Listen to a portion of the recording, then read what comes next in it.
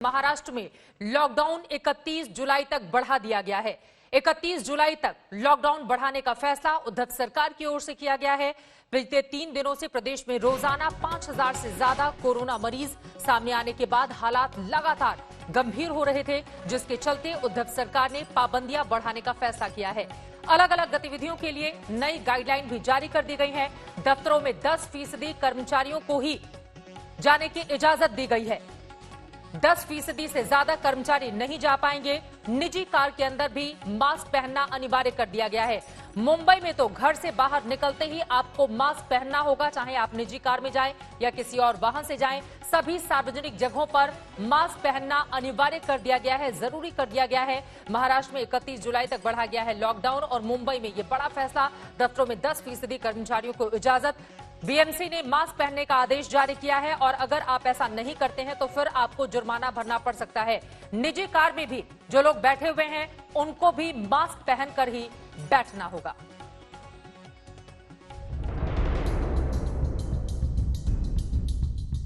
आंकड़े पहले ही बता रहे थे कि महाराष्ट्र में कोरोना की जंग बहुत भीषण है और जिस अंदाज में लड़ी जा रही है वैसे तो जीत पाने की गुंजाइश बेहद कम है। लिहाजा कोई बड़ा फैसला जरूरी था और आज उद्धव सरकार ने वो फैसला ले ही लिया।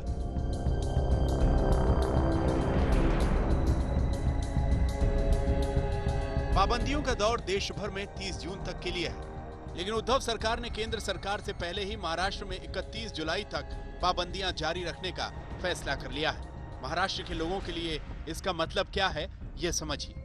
दफ्तरों को जहां तक मुमकिन हो वर्क फ्रॉम होम की सुविधा जारी रखनी होगी। कर्मचारियों से शिफ्ट में काम लेना होगा। सैनिटाइजेशन और सोशल डिस्टेंसिंग का ध्यान रखना होगा। पार्टियों और भीड़ जुटाने पर पाबंदी रहेगी। शादी समारोह या अंतिम संस्कार में सिर्फ 50 लोगों को शामिल होने की इजाजत होगी।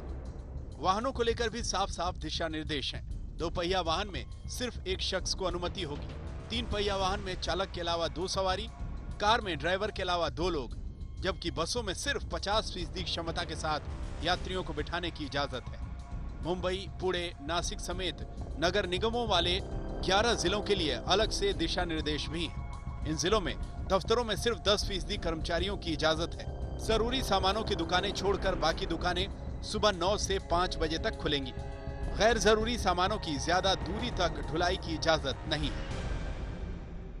मुंबई के आसपास के इलाकों में भी कोरोना के केसेस बढ़ रहे हैं और जिसके चलते अलग अलग छोटे इलाकों में लॉकडाउन की स्थिति पैदा हो गई है। इस वक्त हम जोशीबाग इलाके में हैं, कल्याण के, जहां पर कंटेनमेंट जोन किया गया है और लोगों पे आने जाने पर प्रतिबंध यहां पर लगाया गया है और असेंशियल सर्विसेज भी सिर्फ सुबह 9 बजे से शाम के 5 बजे तक अलाउ की गई है। 39 जोन्स ऐसी है कल्याण डोंबिवली में जहां पर लॉकडाउन जैसी स्थिति लगाई गई है।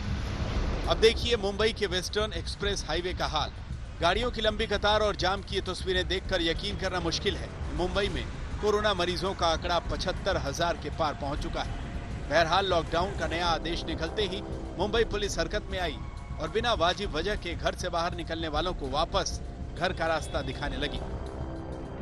31 मई के बाद के दौर को देश भर में अनलॉक का नाम दिया गया, लेकिन उद्धव सरकार ने नियमों में कुछ फेरबदल के साथ इसे मिशन बिगिन अगेन यानी फिर से नई शुरुआत के मिशन का नाम दिया था। लेकिन कोरोना लिस्ट में टॉप पर बने हुए महाराष्ट्र के हालात तब ज्यादा संगीन दिखने लगे जब पिछले 3 दिनों से यहां रोजाना नए मामले सामने आए।